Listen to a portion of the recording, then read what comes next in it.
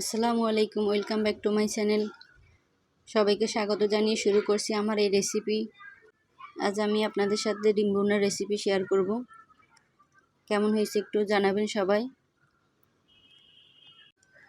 আজকে আমি অসুস্থ, তাও ভিডিওতে ভয়েস দেওয়ার চেষ্টা করলাম। প্লিজ ভুল ত্রুটি হলে সবাই ক্ষমা দৃষ্টিতে দেখবা। ভিডিও শুরুতেই বললাম, আমি এখানে সাজানোর জন্য কাঁচামরিচ 3টা নিলাম। যেটা সামনে ওটাকে বারবার দাঁড় করানোর চেষ্টা করছি, কিন্তু ওটা দাঁড়ায় থাকে না। এই তো এখানে আমি 6টা ডিম নিলাম। একটা পাতিলে গরম পানি করে ওগুলাতে সিদ্ধ করে নিলাম। নিয়ে অফ ক্যামেরা আমি ডিমগুলাকে ছিলে নিলাম। পরিষ্কার করে নিয়ে একটু লবণ হলুদ দিয়ে ভেজে নিব, হালকা ব্রাউন কালার করে নিব।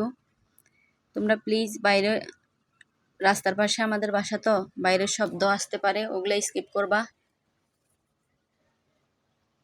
এই তো ডিমগুলা ভাজা হয়ে গেছে। এবার আমি নামিয়ে নিয়ে একটা কড়াইতে একটু তেল দিয়ে পেঁয়াজ কুচি, কাঁচামরিচ কুচি দিয়ে দিব। এগুলাকে লাল করে নিব একটু।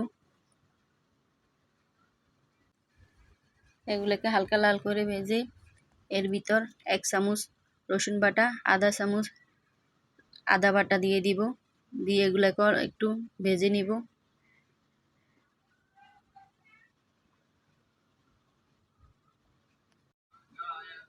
ভাজা হয়ে গেছে। এর ভিতর আমি একটু পানি দিয়ে দিব। মশলাগুলা এমনিতে একটু লাল হয়ে গেছে, আরও পুড়ে যাওয়ার আগে পানি দিয়ে আমি টমেটো কুচি, স্বাদ মতো লবণ, এখানে হলুদের গুঁড়া দিয়ে দিলাম, জিরা গুঁড়া, হালকা একটু মরিচের গুঁড়া দিয়ে এগুলাকে ভালো করে কষিয়ে নিব মশলাটাকে।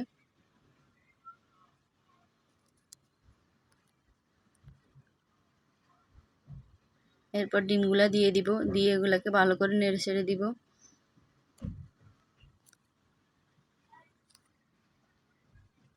ডিম রান্না করতে বেশি টাইম লাগে না, অল্প সময়ে রান্নাটা হয়ে যায়। এই তো হালকা মাখা মাখা রাখার জন্য একটু পানি দিয়ে দিলাম। ঝোলটা একটু হালকা মাখা মাখা রাখবো, একেবারে বেশিও রাখবো না।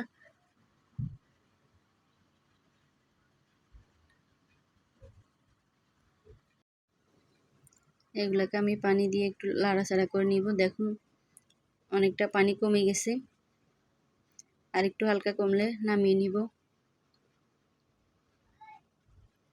একটু মাখা মাখা রাখবো, একেবারেও বেশি ঝোল রাখবো না। এরপর হুড দিয়ে ভাজা জিরা দিয়ে দিলাম, তারপর ঘি দিয়ে দিলাম, একটু ঘি দিয়ে দিলাম।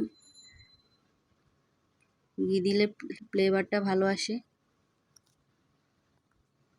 এরপর নাড়াচাড়া দিয়ে নিব, একটু দিয়ে নামিয়ে নিব। যারা নতুন প্লিজ চ্যানেলটা একটু সাবস্ক্রাইব করে নিবা, অল বাটন দিয়ে রাখবা, যেন নোটিফিকেশন আসার সাথে সাথে দেখতে পারো।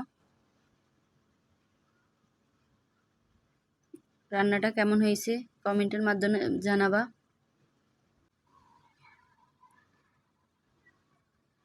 ভিডিওতে ভুল ত্রুটি হলে ক্ষমার দৃষ্টিতে দেখবা সবাই প্লিজ। এবার পরিবেশনের জন্য একটা প্লেটে তুলে নিব সবগুলো ডিম।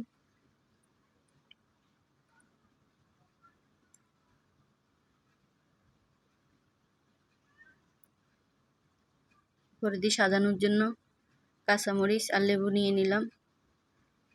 কাঁচামরিচ ছোটোটারে বারবার দাঁড়ানোর চেষ্টা করছি, ও শুধু বারবার পড়ে যাচ্ছে। দেখুন এই যে কেমন হয়েছে একটু জানাবা কমেন্টের মাধ্যমে।